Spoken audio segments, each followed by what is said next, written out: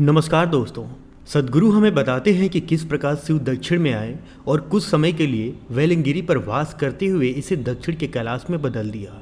दोस्तों, सद्गुरु कहते हैं कि शिव को प्रायः एक बैरागी योगी के रूप में दिखाया जाता है, परंतु हम शिव के बारे में जो भी कहें उसका विपरीत भी उतना ही सत्य है। यह बैरागी योगी एक बार एक भावुक प्रेमी बन गया था। पुण्याक्षी एक जबरदस्त बोध वाली स्त्री थी। वे एक भविष्यवेता थी जो भारतीय उपमहाद्वीप के दक्षिण छोर पर रहती थी। वे शिव से प्रेम करती और उन्हें पति के रूप में पाना चाहती थी। उन्होंने निर्णय लिया था कि वे शिव के अतिरिक्त किसी और से विवाह नहीं करेंगे। पुण्याक्षी स्वयं को इस योग्य बनाने में जुट गई कि शिव की पत्नी बन सके। वे सदैव हर क्षण उनका ध्यान करती। उनकी भक्ति सारी सीमाएं पार कर गई और उनका तप और संयम चरम शिखर पर जा पहुंचा। उनके आवेग का यह स्तर देखकर शिव करुणा तथा स्नेह से द्रवित हो उठे। उन्होंने पुण्याक्षी के स्नेह को स्वीकार किया और वे उनसे विवाह करना चाहते थे। परंतु जिस समाज में पुण्याक्षी रहती थी, उन्हें भय था कि विवाह के बाद वे भविष्यवाणी नहीं कर सकेंगी और उनका मार्गदर्शन व संरक्षण करने की योग्यता खो देंगी। उन्होंने अपनी ओर से इस विवाह को रोकने की पूरी चेष्टा की, परंतु पुण्याक्षी शिव पर अटल भक्ति रखती थी। उन्हें अपने संकल्प से डिगाना सरल नहीं था। शिव ने भी सहज भाव से प्रत्युत्तर दिया और उनके विवाह की तिथि नियत की गई। वे दक्षिण क्षेत्र के लिए रवाना हुए, परंतु पुण्याक्षी के समाज के लोग इस विवाह को संपन्न नहीं होने देना चाहते थे।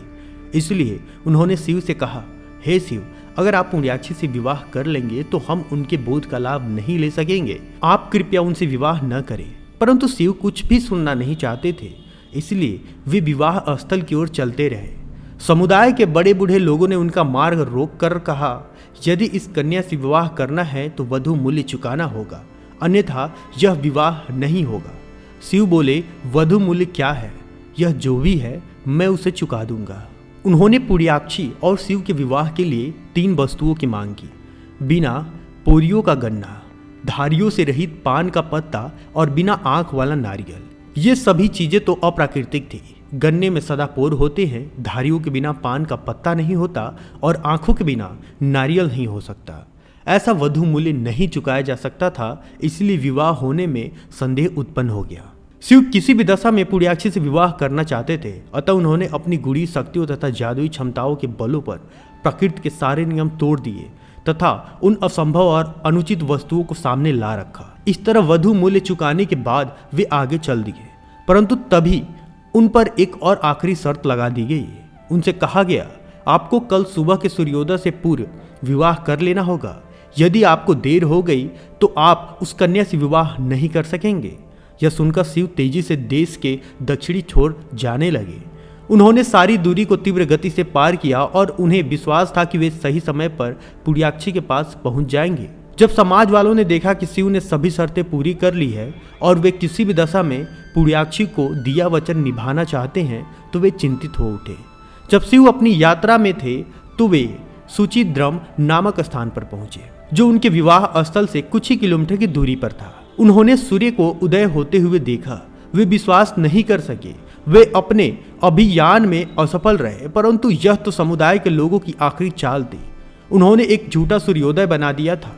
उन्होंने कपूर का एक बड़ा ढेर जमा किया और उसमें आग लगा दी। कपूर इतनी तेजी से जल रहा था कि शिव को दूर से देखकर लगा कि सूर्योदय हो रहा है और वे अपने अभियान को पूरा करने में असफल रहे। वे कितना निकट आ गए थे, केवल कुछ ही किलोमीटर की दूरी रह गई थी, परंतु वे इसी छल में आ गए कि समय पूरा हो गया था और वे पुण्याक्षी को दिया वचन पूरा नहीं कर सकेंगे। पुण्याक्षी अपने विवाह की तैयारियों में मग्न थी। उन्हें अपने समुदाय के लोगों के इस छल के बारे में कुछ भी पता नहीं था। जब क्षितिज पर वास्तव में सूर्योदय हुआ तब उन्होंने देखा कि शिव समारोह में नहीं आ रहे हैं। वे क्रोधित हो उठी। उन्होंने समारोह के लिए बने उन सभी पात्रों को ठोकर मारकर गिरा दिया जिनमें पकवान और व्यंजन तैयार किए गए थे। वे बहुत रोष में थी। वे उपमहाद्वीप के अंतिम छोर पर जाकर खड़ी हो गई। वे एक सिद्ध योगिनी थी। उन्होंने उस छोर पर खड़े खड़े अपनी देह त्याग दी। जिस स्थान पर उन्होंने अपनी देह त्याग दी थी वहां आज भी एक मंदिर है। वो स्थान कन्याकुमारी के नाम से जाना जाता है। सद्गुरु आगे कहते हैं कि शिव को लगा कि वे अपना वचन पूरा नहीं कर सके, इसलिए वे बहुत निराश और कुंठित हो गए।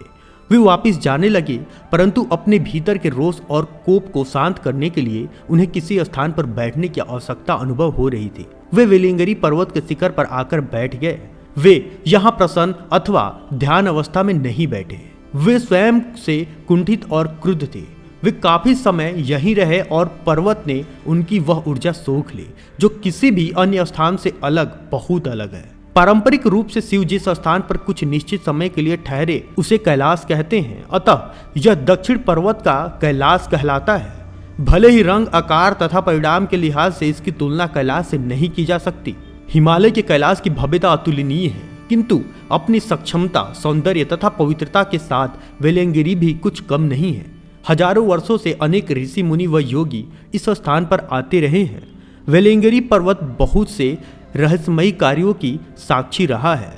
इस स्थान पर ऐसे अनेक दिव्य सिद्धों का वास रहा है जिनसे देवों को भी ईर्ष्या हो सकती है, क्योंकि वे इतनी दिव्यता और महिमा से भरा जीवन जीते थे। उन महान आत्माओं ने इस पर्वत को वो सब दिया जो वो जानते थे और वह कभी खो नहीं सकता। आशा करते हैं दोस्तों आपको ये जानकारी पसंद आई होगी। अगर पसंद आई है तो इस वीडियो को लाइक तथा मेरे चैनल को सब्सक्राइब अवश्य करें। धन्यवाद।